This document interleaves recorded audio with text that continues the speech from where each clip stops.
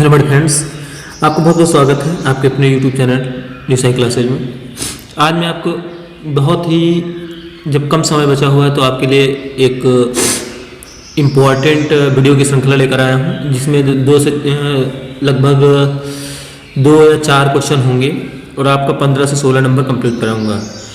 Question आप देख रहे हैं यदि vector A, vector B, vector C 3 सदिश राशियाँ इस प्रकार हैं कि vector A plus vector B plus vector C equal to 0, तो आपको ये चीज़ आपको क्या करनी है, प्रूव करनी है। तो यहाँ पर देखिए क्या करेंगे आप, ये आपको गिवन है vector A plus vector B plus vector C equal to 0। तो यहाँ से आप क्या करोगे, vector A plus vector B को रखते हैं और हम सी को पक्षांतर कर देते हैं, उस साइड ले जाते हैं। अब यहाँ पर जो इस साइड में दिया गया है उसी से आप मल्टीप्लाई कर दीजिए। तो यहाँ से हम गुणा करा देते हैं इस प्रकार से, सॉरी सी है तो सी से कराएंगे सी से करा देते हैं। अब यहाँ पर देखिए ए क्रॉस सी हो जाएगा, जब यहाँ पर करेंगे तो बी क्रॉस सी, और यहाँ पर है ये दोनों सी क्रॉस सी, यानी कि इसकी वैल्यू 0 हो जाएगी। अब यहाँ पर देखिए क्या होगा, यहाँ पर हम एक चीज़ को पक्षांतर कर लेते हैं। तो यहाँ पर बी क्रॉस सी लिखा रहने देंगे और यहाँ पर आपको हो जाएगा ए क्रॉस सी। आपको ध्यान रखना है केवल एक चीज़ का, एक सर्किलिंग फैक्टर होता है इसमें, ए बी और सी 3 वेक्टर हैं तो ए क्रॉस ए बी होना चाहिए, बी सी होना चाहिए, सी ए होना चाहिए। अगर आपका सी बी आ गया तो आपको उसको जो है उसके स्थान को चेंज करना होगा। तो यहाँ से ये आपका हो गया, तो यहाँ पर हो जाएगा B cross C equal to C cross A हो जाएगा। अब ये आपका एक इक्वेशन बन गया। फिर इसी प्रकार से अब ये आप समीकरण नंबर ए मान लीजिए, इसी से फिर आप करेंगे। तो यहाँ पर अब की बार क्या करते हैं, b प्लस सी रखते हैं और आप पक्षांतर कर देते हैं किसको, a को, तो यहाँ माइनस हो जाएगा। अब जो इस साइड में है उसी से मल्टीप्लाई करना है, मैंने बताया है वेक्टर a से मल्टीप्लाई कर देंगे दोनों तरफ। तो अब यहाँ पर क्या हो जाएगा, vector b cross vector a plus vector c cross vector e, और एक a क्रॉस a की वैल्यू कितनी जाएगी, 0।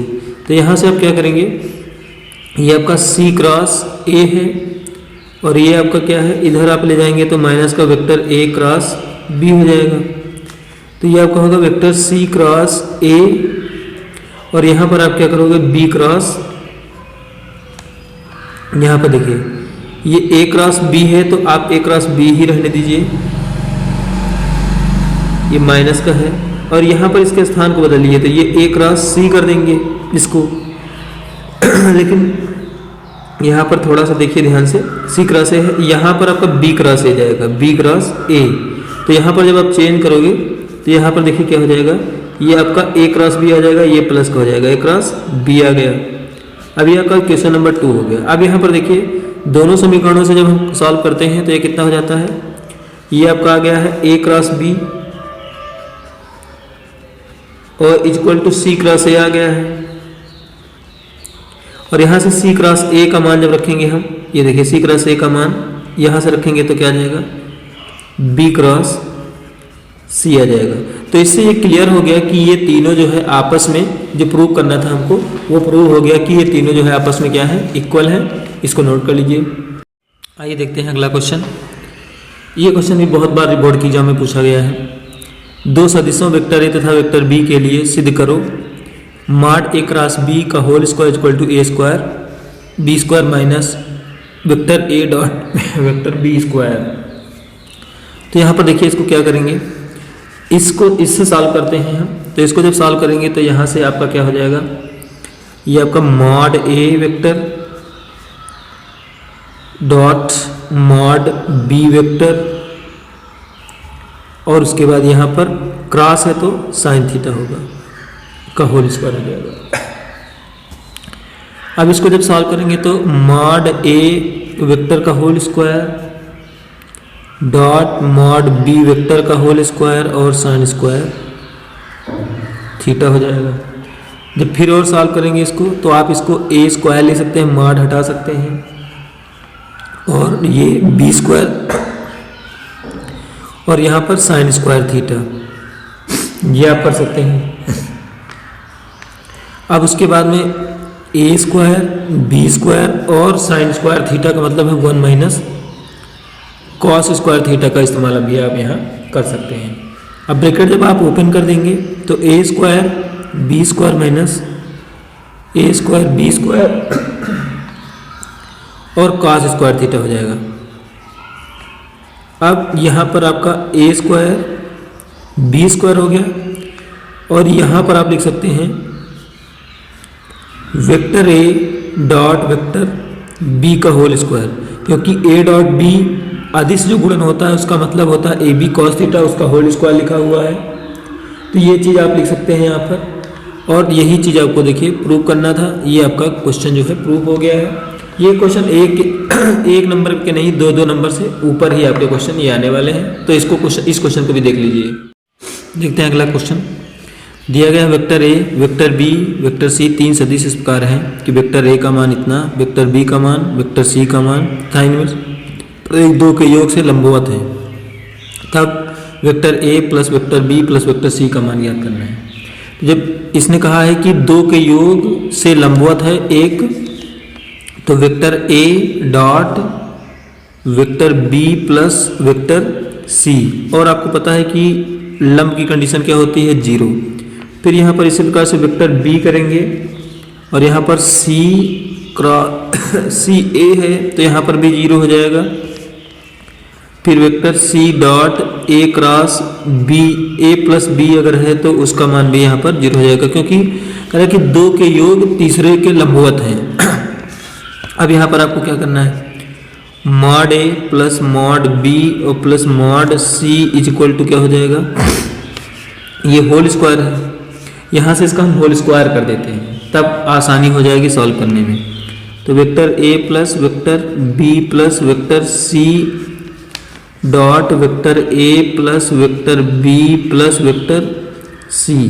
अब इसका जब इसको जब सॉल्व करेंगे तो देखिए क्या आ जाएगा, यह आ जाएगा A vector A dot vector A plus, फिर इससे जब करेंगे तो vector A dot vector B, और फिर जब करेंगे तो vector A dot vector C, फिर vector B dot vector A plus vector B dot vector B और plus vector B dot vector C, फिर वेक्टर सी डॉट ए और फिर वेक्टर सी डॉट बी और फिर vector C dot vector C, ये हो जाएगा। तो यहाँ पर देखिए जो सेम कंडीशन, जो सेम वाले डॉट हैं उसका तो मान स्क्वायर में चला जाएगा, मॉड ए स्क्वायर हो जाएगा, और ये जो लंब की कंडीशन है वो सभी इनके मान जो है क्या हो जाएंगे, जो अलग अलग हैं, जैसे ए बी है ए सी है, इनके मान जो है क्या हो जाएंगे 0 हो जाएंगे। यह जो ऊपर कंडीशन हमने लिखी है इसमें से कॉमन लेकर करेंगे तो यही कंडीशन आ जाएगी, वो तो क्या हो जाएंगे 0 हो जाएंगे। तो वेक्टर बी वाला भी आपका स्क्वायर हो जाएगा, vector B dot vector B और vector C dot vector C भी आपका इसका होल स्क्वायर बन जाएगा। अब यहाँ पर जो मान आपको दिए गए थे उनके मान लिख दीजिए 3 स्क्वायर 4 स्क्वायर और 5 स्क्वायर। तो यहाँ पर कितना हो जाएगा 9 16 और 25, तो ये टोटली आपका हो जाएगा 50। और 50 जो है ये स्क्वायर का मान है, उसको जब हमें मान निकालना है vector B A plus vector B plus vector C mod में, तो इसका आपका 5√2 आंसर आ जाएगा।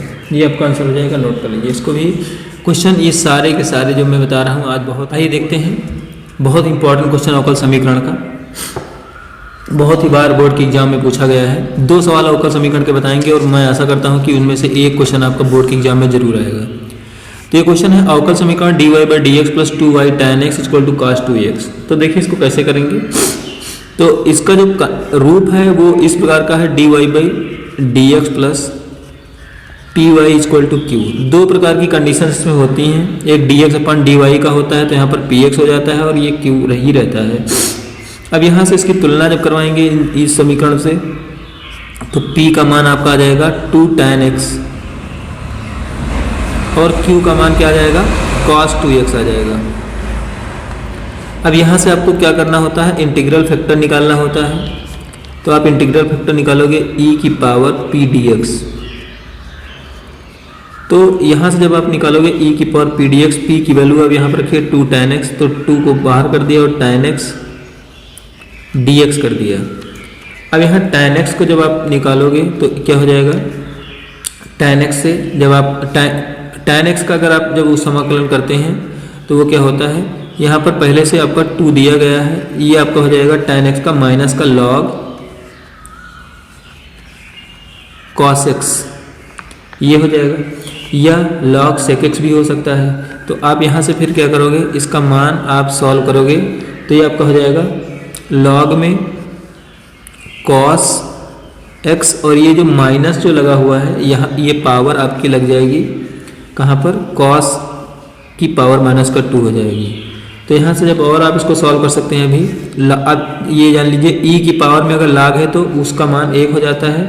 तो यहाँ पर आपका क्या हो जाएगा, केवल बचेगा cos x की पावर माइनस का 2। अब इसको आप क्या कर सकते हैं, सीधे आप इसको sec स्क्वायर x भी लिख सकते हैं, sec स्क्वायर x लिख देंगे, या cos स्क्वायर x भी करके आप कर सकते हैं, चाहे जो कर लीजिए। अब यहाँ से देखिए, अब यहाँ पर एक सूत्र हो जाता है y into integral factor equal to q into integral factor equal to dx, ये होता है। यहाँ से आप मान रखिए y इंटीग्रल फैक्टर कितना है, 1 बाई cos स्क्वायर x। अब यहाँ पर q की वैल्यू क्या दी गई है, cos 2x, और इंटीग्रल फैक्टर है 1 upon cos square x dx है।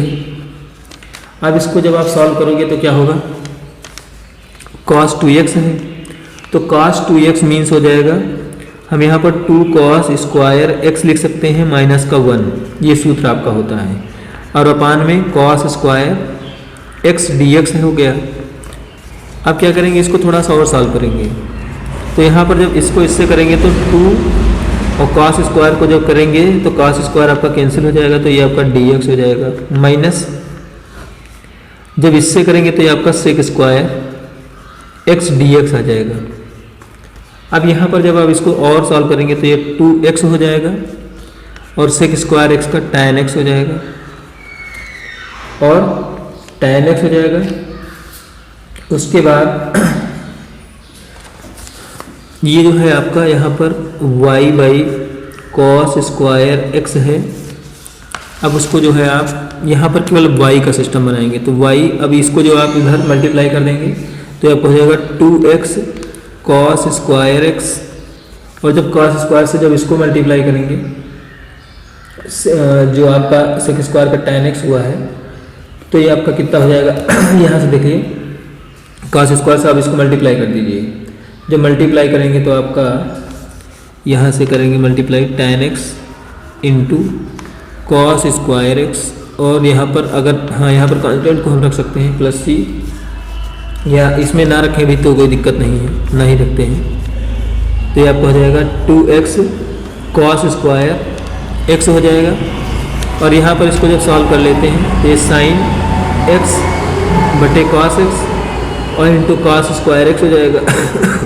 ये आपका इतना चेंज कर देंगे, यहाँ पर आपका साइन x और cos x आपका ये आंसर आ जाएगा, ये आपका आंसर हो जाएगा। नोट देखिए ये क्वेश्चन अगला, ये क्वेश्चन बहुत ही बार पूछा गया है बोर्ड के एग्जाम में, और बहुत ही आसान सा भी क्वेश्चन है।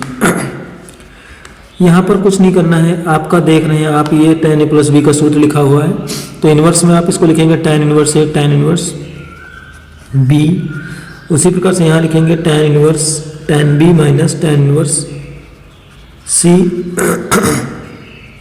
ये tan inverse c minus tan inverse a लिखेंगे आप देख रहे हैं सारे जो है आपके पद एक साथ कट जाएंगे, आपका आंसर 0 आ जाएगा।